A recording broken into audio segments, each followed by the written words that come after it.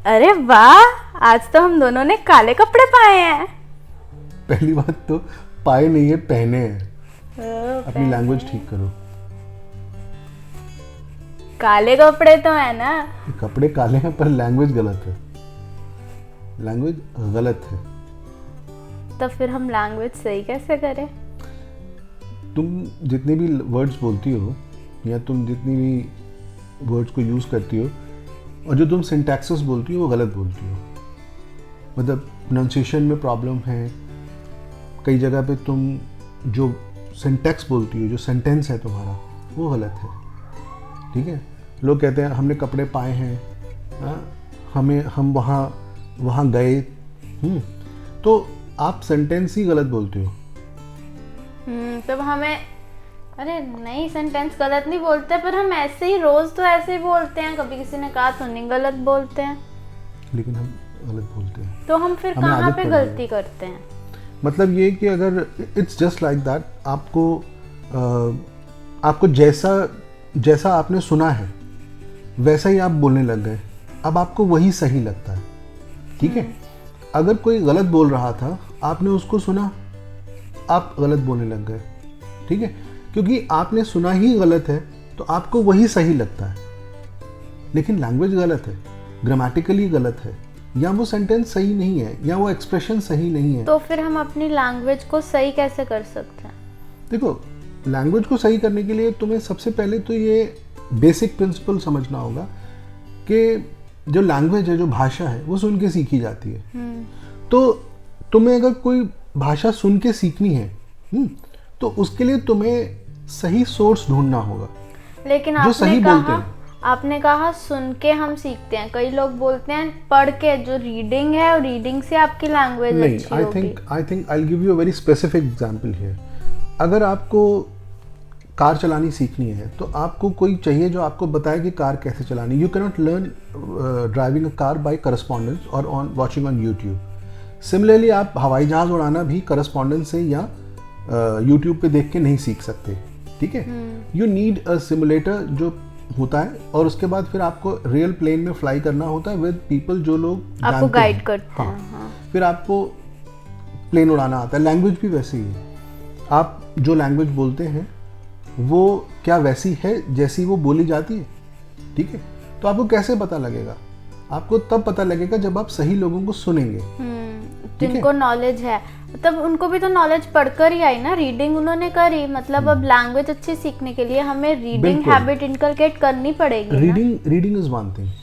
Reading is something which is important on the other side. अगर आपको अच्छी language बोलनी सीखनी है तो वो तो आप सीख सकते हैं, लेकिन लैंग्वेज को और ज़्यादा इम्प्रूव करना और अच्छे से एलिगेंटली लैंग्वेज को बोलना, अच्छी वोकैबुलरी आपके पास हो, इस सब के लिए फिर आपको लिटरेचर चाहिए। फिर आपको लिटरेचर पढ़ना चाहिए। लिटरेचर मतलब जो हमारे स्कूल की बुक्स होती थी, जैसे इंग्लिश की, हिंदी की, वो लिटरेचर? नहीं, लिटरेचर मतलब है कि जो जिसको हम हिंदी में साहित्य कहते हैं, उर्दू में अदब कहते हैं। तो जितना जो लिटरेचर है उसमें क्या होता है कि उसमें स्टोरीज होती हैं, नॉवेल्स होते हैं, उसमें प्लेज होते हैं, उसमें पोइट्री होती है, उसमें बहुत कुछ होता है। मतलब जो प्रोज होता है। ठीक है।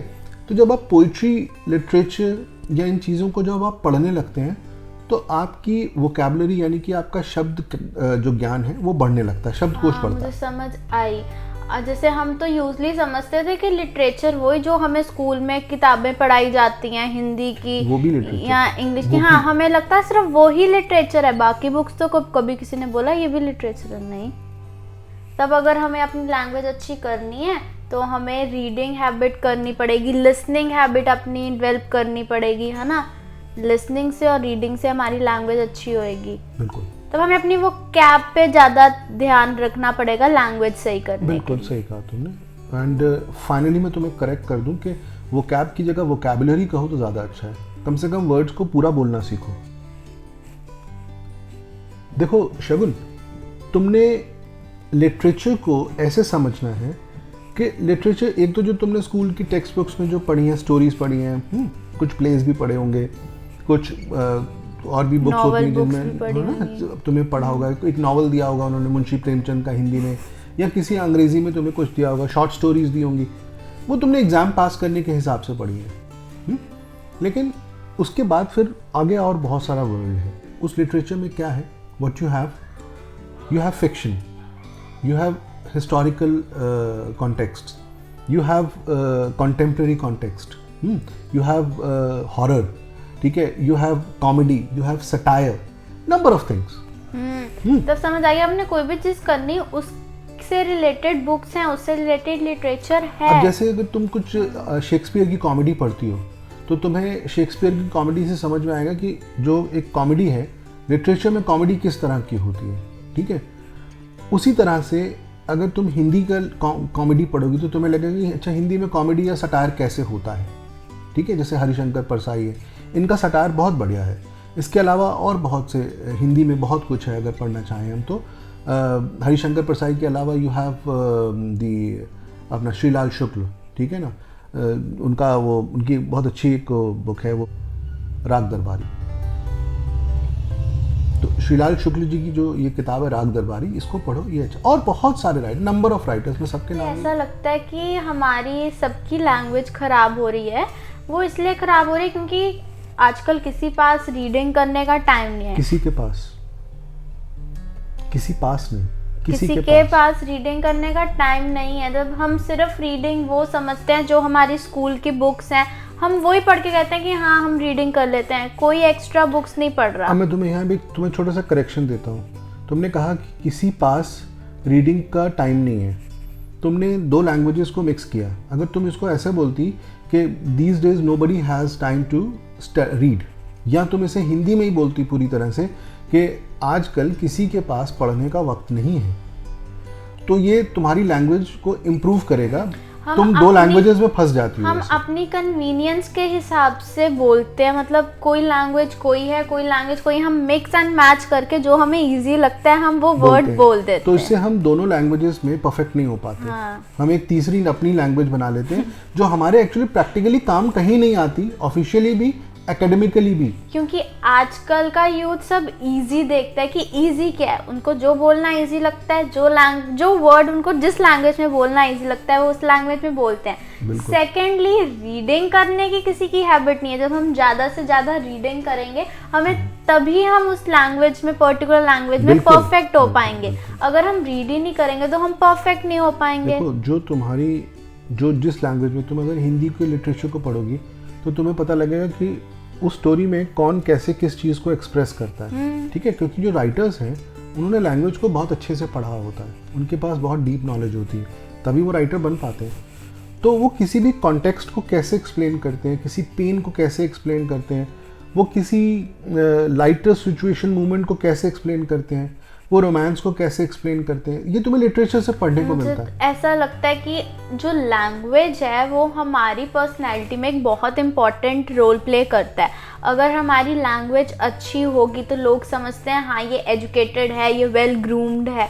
अगर हमारी लैंग्वेज बुरी होती है तो लोग कहते हैं नहीं अच्छा नहीं है। तब हमारी लिटरेचर और लैंग्वेज एक बहुत इम्पॉर्टेंट रोल प्ले करते हैं और हमें ये सीखना भी चाहिए, हमें ये इनकलकेट, एटलीस्ट हमारा एक लैंग्वेज में तो अच्छा सा कमांड होना चाहिए।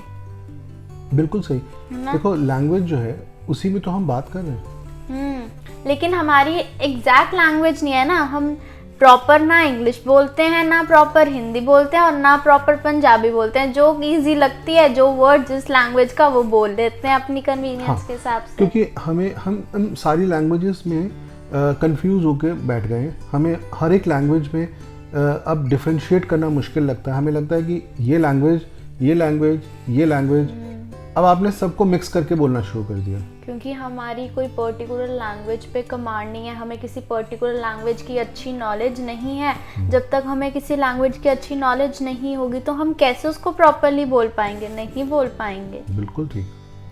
अच्छा, मैं अभी सोच रही थी, मैंने कहा कि हमारी लैंग्वेज जो ख़राब होती है वो होती है हम रीड नहीं करते, या हम सुनते गलत हैं, या हम अपनी ईजी कन्वीनियंस के लिए ऐसा करते हैं। लेकिन एक सबसे मेन रीज़न है व्हाट्सएप पे जब हम टेक्स्ट करते हैं मैसेज, तो हम फटाफट टेक्स्ट करने के चक्कर में या तो कुछ शॉर्ट फॉर्म्स यूज़ कर लेते हैं या तो हिंदी इंग्लिश मिक्स कर देते हैं, तब जो हिंदी होती है हम उसको इंग्लिश में टाइप करते हैं बहुत बारी।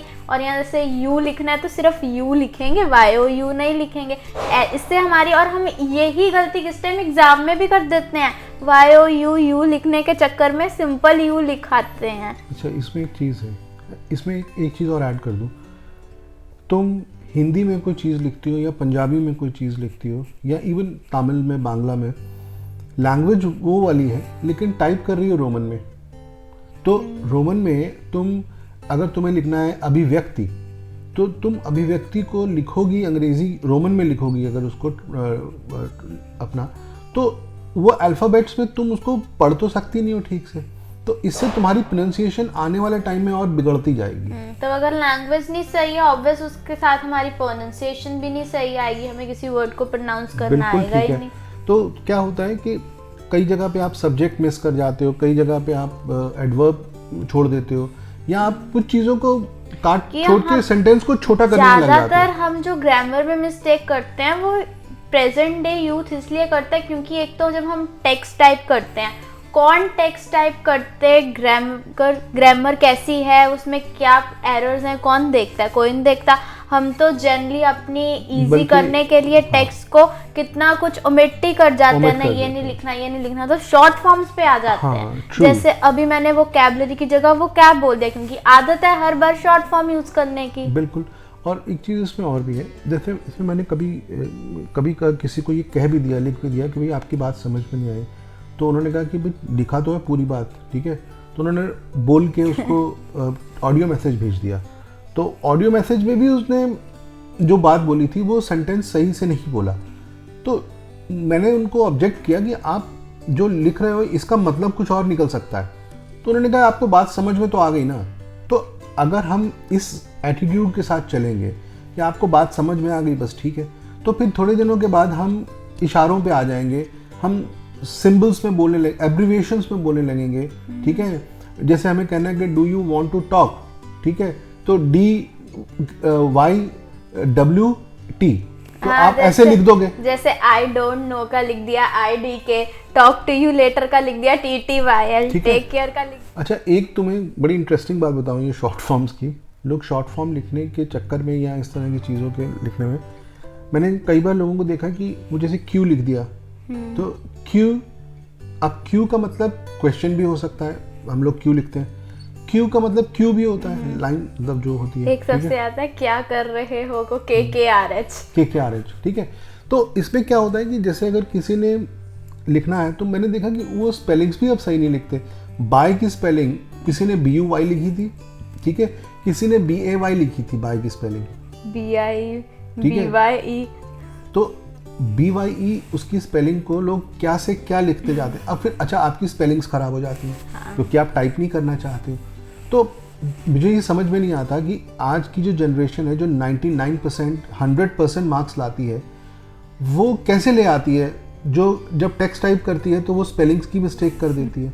तो ये सोचने की बात है। हमारी स्पेलिंग मिस्टेक होती है, ग्रामेटिकल मिस्टेक्स होती हैं कितनी ज़्यादा, और लैंग्वेज मिस्टेक तो होती है, मतलब समझ ही नहीं आती क्या, इसमें कम्युनिकेशन प्रॉब्लम भी तो हमारी आ रही है। तो होगी ना, अब आप कहना कुछ चाहते थे और उसका मतलब कुछ निकल गया, उसने कुछ समझा, तो ये एक फैक्टर है। अच्छा हाँ, जब हम टेक्स्ट करते हैं उससे बहुत ज़्यादा हमारी स्पेलिंग मिस्टेक्स तो होती हैं, कितनी ग्रामेटिकल मिस्टेक्स होती हैं।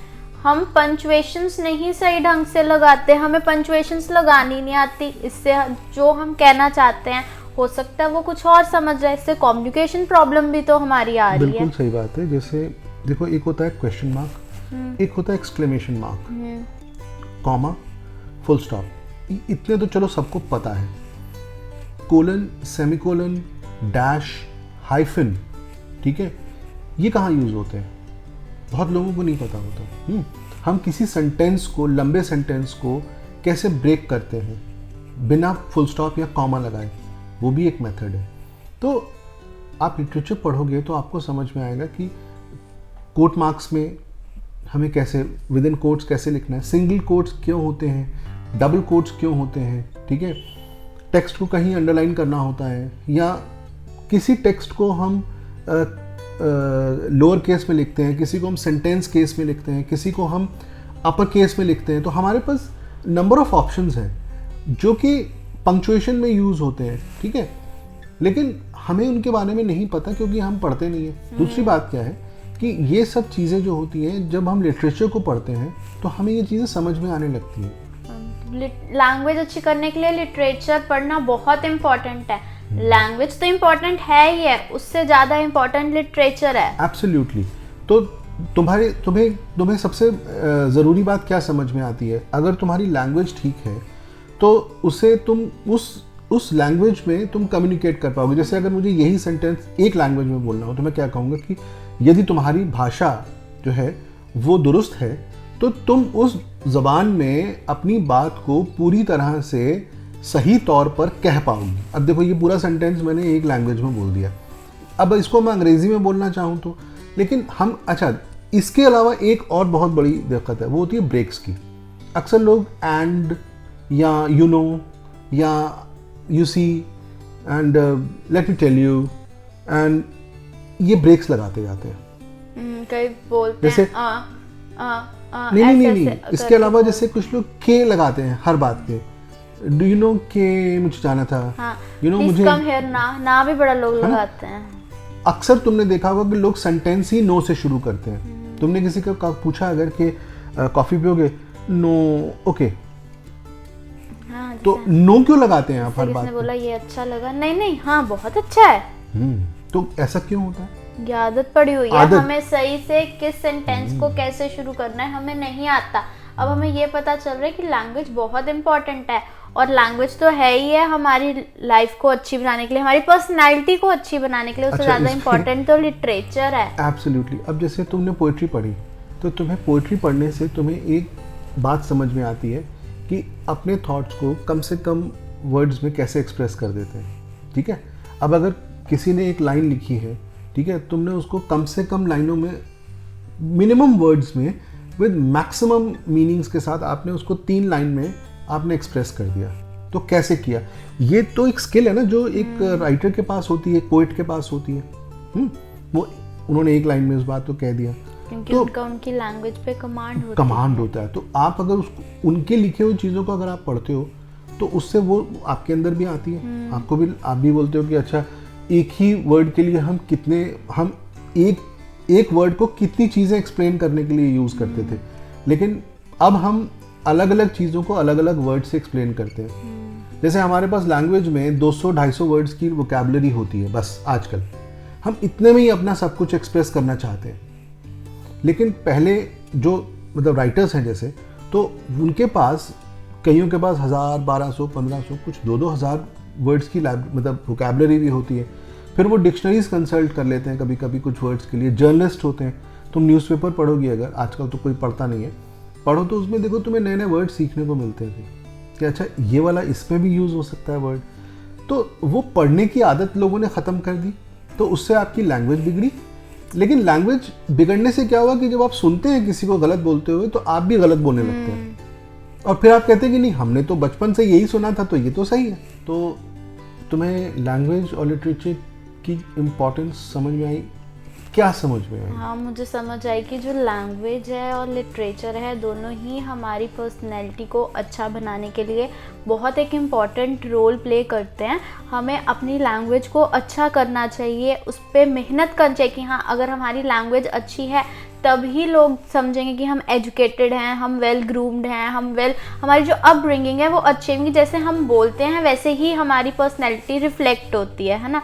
अगर हम अच्छे से बोलेंगे तो सबको लगेगा कि हाँ ये पर्टिकुलर इंसान अच्छा है। कितनी एलिगेंटली बोलते हैं आप, कौन से वर्ड यूज़ करते हैं, ठीक है। आप कहते हैं कि मेरे कज़न्स, आप उसकी जगह ये भी कह सकते हैं कि माई फर्स्ट ब्लड सिबलिंग्स या my siblings, my brothers and sisters की जगह आप क्या वर्ड यूज़ करने जा रहे हो ये आपको समझ में आने लगता है। आपकी लैंग्वेज अच्छी होगी। लैंग्वेज तभी अच्छी हो सकती है अगर हम लिटरेचर को कॉन्टिन्यूसली बार बार उसको रीड करेंगे। नहीं कि एक बार रीड किया छोड़ दो, एक बार ही एक बुक रीड किया अगली बार दूसरी बुक कर लो। सिर्फ हमें स्कूल की लिटरेचर तक ही नहीं लिमिटेड रहना चाहिए। लिटरेचर भी ऐसी चीज़ है कि जितना पढ़ोगे उतना आपको फ़ायदा होगा। हाँ, लिटरेचर एक बहुत वास्ट कंसेप्ट है, उसको अच्छे से पढ़ना चाहिए। मैं तुम्हें 2 चीज़ें बताता हूँ। एक चीज़ तो ये है कि जो तुम्हें मैंने पहले बताई थी, रिपीट कर देता हूँ, कि लैंग्वेज होती है, भाषा, वो सुन के सीखी जाती है। तो अगर आप किसी अंग्रेज़ को अंग्रेज़ी बोलते हो, सुनते हो, आप किसी ब्रिटिश को सुनते हो तो आप ब्रिटिश एक्सेंट को समझते हो, अगर आप किसी अमेरिकन को सुनते हो तो आप अमेरिकन एक्सेंट को समझते हो। तो इस तरह से एक्सेंट समझ में आते हैं और आपको समझ में आता है कि वो लोग क्या लैंग्वेज के क्या वर्ड्स और क्या स्लैंग्स यूज़ करते हैं। एक दूसरी बात, इसलिए भाषा सुन के सीखी जाती है। दूसरी बात क्या होती है कि जो लिटरेचर है वो लैंग्वेज को इम्प्रूव करता है, ठीक है, आपकी वोकैबुलरी को भी इम्प्रूव करता है, लेकिन एनहांस करता है। लेकिन लिटरेचर की एक खूबी ये भी होती है कि जब आप लिटरेचर को पढ़ते हो, आप आर्ट्स में इंटरेस्ट लेते हो, तो आप स्टाइलिश होने लगते हो, क्योंकि जैसे आप बोलते हो स्टाइलिशली, वैसे ही आप स्टाइलिशली अपने आप को डिफाइन भी करने लग जाओगे। आपके कपड़े वैसे हो जाएंगे, आपकी चाल ढाल वैसी हो जाएगी, आप उसी तरह के बन जाओगे, तो आप स्टाइल आपके अंदर आ जाएगी। तो सोचो पढ़ना लिखना कितना ज़रूरी है। एक दिन अगर हमें खाना ना मिले ना एक वक्त का तो चल जाएगा, लेकिन अगर उस वक्त को हम पढ़ने में यूटिलाइज कर लें और हम कुछ नया सीख लें तो ज़्यादा फायदा देगा। हाँ, हम देखो अब सभी इंसान एक जैसे हैं, हर एक के पास 2 आंखें 2 कान 1 नाक 1 मुंह, लेकिन कई लोग ज़्यादा अच्छे से अपनी वोकैबुलरी को, अपनी बात को प्रेजेंट करते हैं, कई लोग नहीं अच्छे से, तो वहीं पे उनकी पर्सनैलिटी में डिफरेंस आ जाता है। कोई बहुत प्यार से बोलता है, कोई इतनी रूडली बोलता है, किसी की लैंग्वेज अच्छी किसी की नहीं। ये हमारे पे डिपेंड है कि हम अपने आप को कैसे प्रेजेंट करें। ये हम पे निर्भर करता है कि हम अपने आप को कैसे प्रस्तुत करते हैं। पूरा सेंटेंस जो है, एक पूरा वाक्य एक भाषा में बोल के देखो, तब तुम्हें समझ में आएगा कि भाषा का महत्व क्या है। What is the importance of language, ठीक है। और उससे भी ज़्यादा ज़रूरी चीज़ ये है कि पढ़ने की आदत डाल लो, डेवलप अ रीडिंग हैबिट। अरे थोड़ा थोड़ा पढ़ो। एक कभी कभी लगता है कि बहुत बोरिंग होता है, मुझे तो बुक्स के अलावा मैं नेट पे बहुत कुछ पढ़ता हूँ।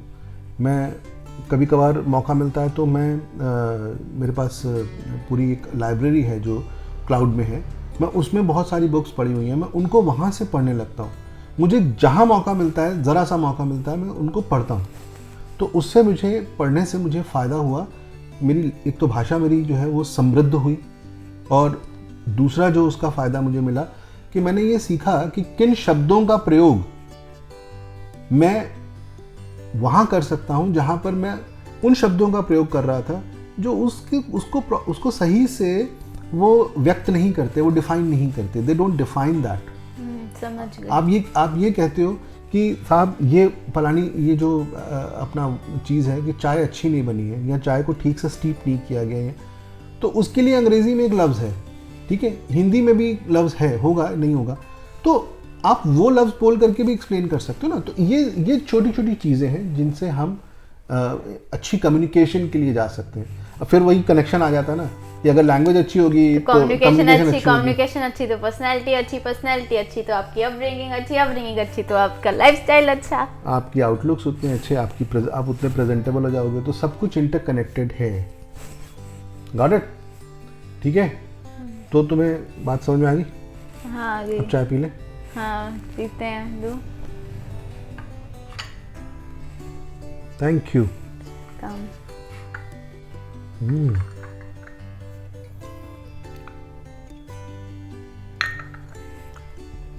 नाइस।